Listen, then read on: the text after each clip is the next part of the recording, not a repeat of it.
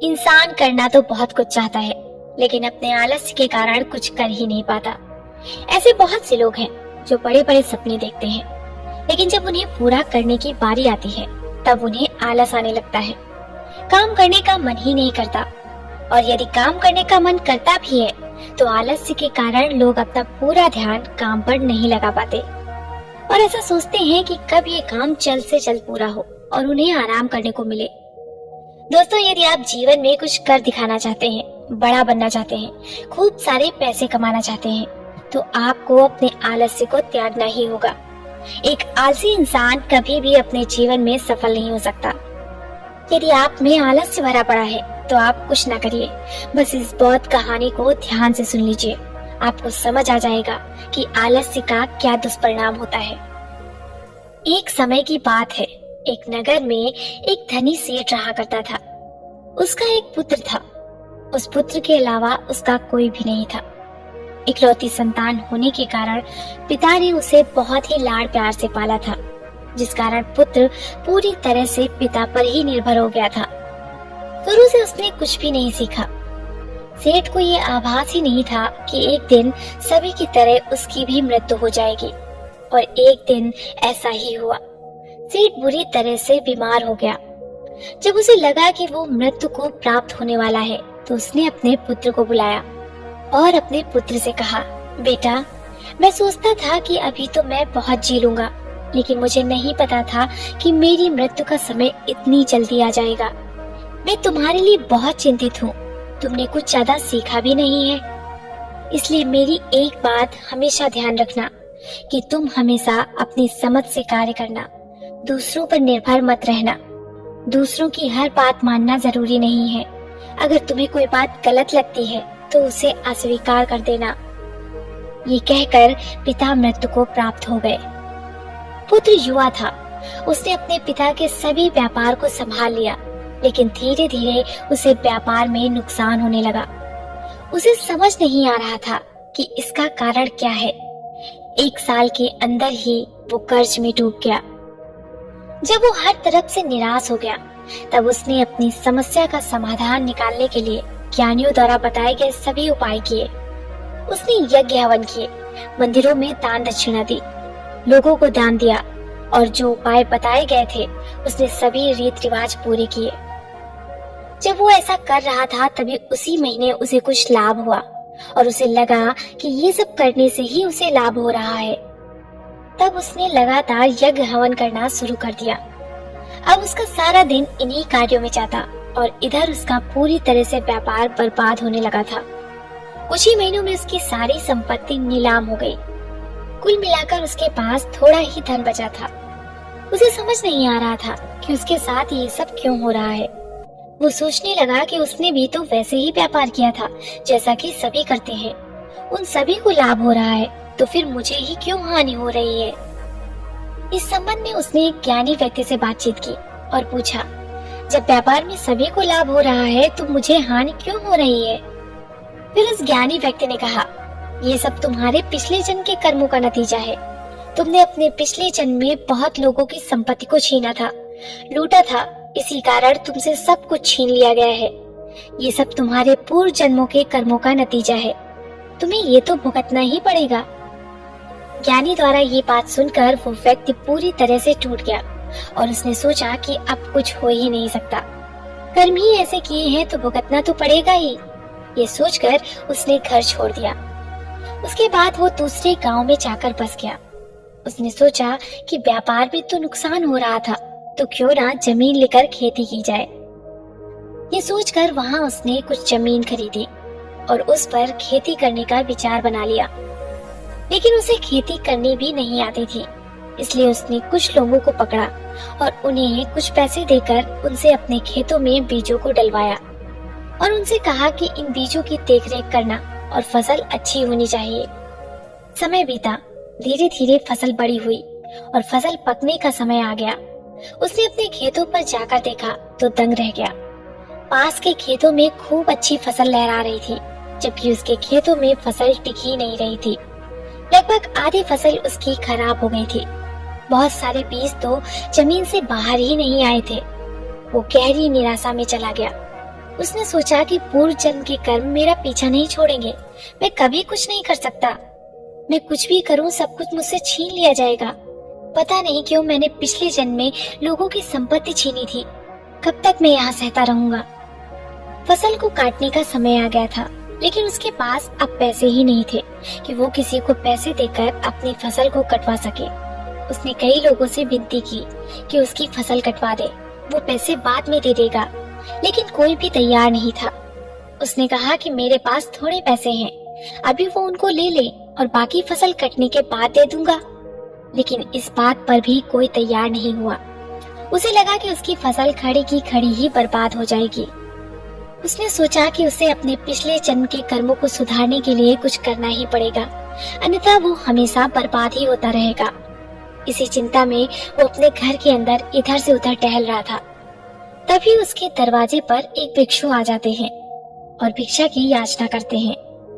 वो व्यक्ति भिक्षु को देखकर उनसे कहता है, तुम्हें पता है भोजन फसल से आता है और मेरी फसल तो बर्बाद हो गई। मेरी फसल ही क्या, मेरा तो पिछला व्यापार भी बर्बाद हो गया था। मैं जो कुछ भी करना चाहता हूँ सब कुछ बर्बाद हो जाता है। तुम लोग जो अपने आप को इतना ज्ञानी बताते हो, क्या तुम्हारे पास मेरे पिछले जन्मों के कर्मों का सुधारने का कोई तरीका है? अगर कोई तरीका है और तुम ज्ञानी हो तो मुझे बताओ कि कैसे मैं अपने पिछले जन्मों के कर्मों को सुधार सकता हूँ। तभी मैं तुम्हें ज्ञानी मानूंगा और भिक्षा दूंगा। जब चाहोगे, जितना चाहोगे उतना मैं तुम्हें भिक्षा देता रहूंगा। उस युवक की बात सुनकर भिक्षु मुस्कुराए और उस युवक से कहा कि पहले तो तुम शांत हो जाओ। इतनी अशांति मन के भीतर अच्छी नहीं। शांत मन समस्या का समाधान ढूंढता है, जबकि अशांत मन समस्या खड़ी करता है। मैं तुम्हारे पिछले जन्मों के कर्मों को अभी के अभी यहीं सुधार सकता हूँ, अगर तुम मेरे कुछ सवालों का जवाब दो तो। फिर उस व्यक्ति ने कहा कि आप मेरे पिछले जन्मों के कर्मों को सुधार सकते हैं, पर कैसे? कृपया आप मुझे बताएं। मैं आपको हर सवाल का जवाब देने के लिए तैयार हूँ। भिक्षु ने उस व्यक्ति से पूछा कि पिछले जन्म में तुम कहाँ रहते थे? युवक ने कहा कि मुझे नहीं पता। फिर भिक्षु ने कहा कि पिछले जन्म में तुम्हारे माता पिता कौन थे? युवक ने कहा मुझे नहीं पता। फिर भिक्षु ने कहा कि पिछले जन्म में तुम क्या कार्य करते थे? फिर उस व्यक्ति ने कहा मुझे कुछ भी नहीं पता। भिक्षु ने कहा चलो तो यही बता दो कि पिछले जन्म में तुम्हारी मृत्यु कब हुई थी? युवक ने कहा नहीं, मुझे पिछले जन्म का कुछ भी नहीं पता। मैं पिछले जन्म के बारे में आपको क्या ही बता सकता हूँ। फिर भिक्षु ने कहा कि नहीं पता, लेकिन अभी कुछ समय पहले तो तुम कह रहे थे कि तुम्हारे पिछले जन्मों के कर्मों के कारण ये जन्म बर्बाद हो रहा है। क्या तुम्हें पिछले जन्मों का कोई भी कर्म याद है? युवक सोच में पड़ गया। उसने कहा कि आप सही कहते हैं, मुझे तो अपने पिछले जन्म के बारे में कुछ पता ही नहीं। कौन से कर्म और कैसे कर्म कब किए कुछ नहीं पता मुझे। भिक्षु ने उस व्यक्ति से कहा कि तुमने काम तो बुरा किया है, लेकिन किसी और के साथ नहीं, तुमने अपने ही साथ बुरा किया है। युवक ने कहा मैं कुछ समझ नहीं पा रहा, मैं अपने साथ क्यों बुरा करूंगा? भिक्षु ने कहा कि अभी की तुम्हारी समस्या क्या है? युवक ने कहा मेरी फसल कोई काट नहीं रहा है, वो खड़ी खड़ी ही बर्बाद हो जाएगी और मुझे कुछ भी नहीं मिल पाएगा। भिक्षु ने कहा मेरे साथ चलो, तुम्हारे खेत पर चलते हैं, देखते हैं कि क्या समस्या है। भिक्षु और युवक खेत पर पहुंचे। भिक्षु ने युवक से कहा जाओ और 2 दराती लेकर आओ। युवक 2 दराती लेकर आया। फिर भिक्षु ने कहा कि देखो, इस प्रकार से फसल को पकड़ते हैं और इस तरह से काटते हैं। फसल को इकट्ठा करते हैं और उसके बाद बांध देते हैं। अब तुम इसी प्रकार से फसल को काटो और इकट्ठा करो। युवक ने कहा कि ये मेरा काम नहीं है, ये मैं कैसे कर सकता हूँ? फसल काटना बहुत मेहनत का काम है, ये मेरे बस की बात नहीं है। भिक्षु ने कहा कि ये फसल तुम्हारी समस्या नहीं है, समस्या ये है कि तुम आलसी हो गए हो। तुम परिश्रम करने से डरते हो। तुम चाहते हो कि सब अपने आप हो जाए। तुम कर्महीन हो और एक आलसी व्यक्ति के पास धन संपदा, घर व्यापार, मान सम्मान कुछ नहीं रहता, सब छीन जाता है। क्या तुमसे ये सब छीन नहीं गया? और तुम चिंता मत करो, अगर तुम इसी प्रकार आलसी ही रहोगे तो ये फसल ही क्या, तुम्हारा खेत, तुम्हारा घर और जो कुछ भी तुम्हारे पास थोड़ा बहुत बचा है वो सब कुछ छीन जाएगा और अंत में तुम भोजन के लिए भी दूसरों पर आश्रित हो जाओगे।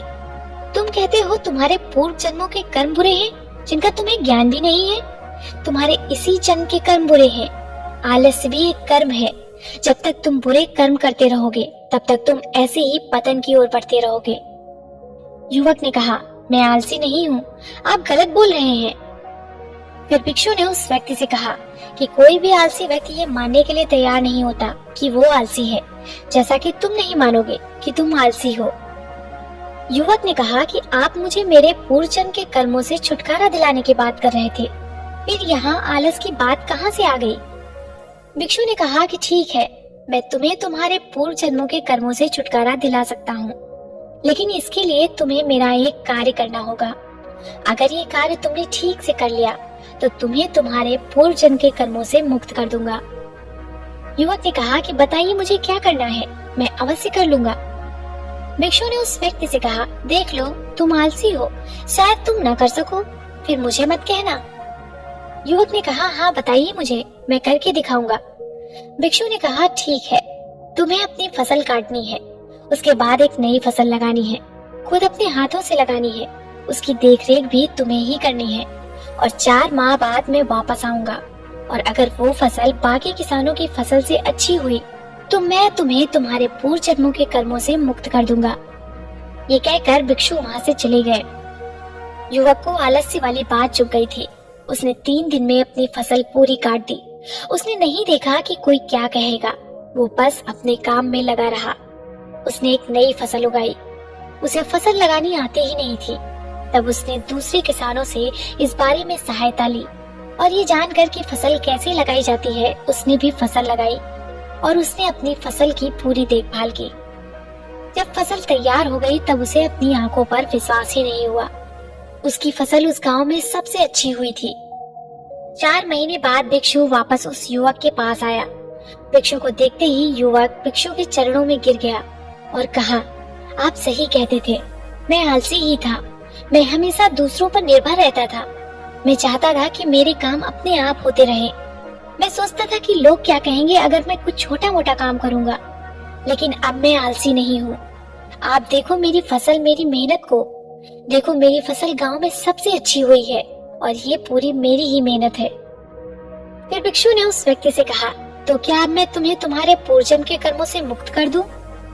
फिर उस युवक ने कहा, मुझे अपना पूर्वजन्म पता ही नहीं था और ना ही मैं अपने पूर्वजन्म के कर्मों के बारे में जानता हूँ, और तो और मैं अपने इसी जन्म के कर्मों को भी नहीं जान पा रहा था। लेकिन आपकी वजह से मैं अपने कर्मों को देख पाया। पहले मैं इसी जन्म के कर्मों को खराब कर रहा था तो उनका फल भी खराब हो रहा था। मैं आलसी था, मैं कर्महीन था, और जैसा आपने कहा था कि आलसी व्यक्ति के पास कुछ नहीं रुकता, ठीक वैसे ही मेरे पास भी कुछ नहीं रुक रहा था। लेकिन अब मैं अपने कर्मों को सुधार लूंगा। कोई क्या कहेगा अब मैं नहीं देखता, इसलिए इसका फल भी मुझे अच्छा ही मिल रहा है। मैं आपको धन्यवाद देना चाहता हूँ, कृपया स्वीकार करें। भिक्षु ने कहा कि मुझे खुशी है कि तुमने अपने आलस्य को स्वीकार किया, क्योंकि जो अपनी गलतियों